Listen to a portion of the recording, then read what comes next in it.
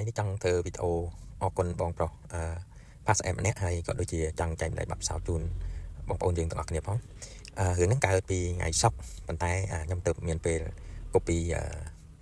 វីដេអូចេញពីកាមេរ៉ាឡាន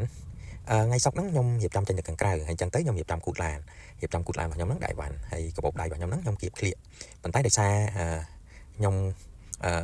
ត្រូវរៀបអីវ៉ាន់អញ្ចឹងខ្ញុំក៏យកកាបូបដៃរបស់ខ្ញុំហ្នឹង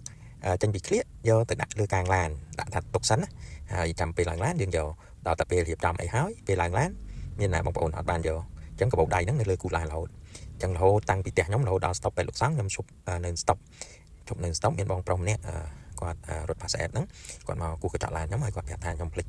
កាបូបឡានកាបូប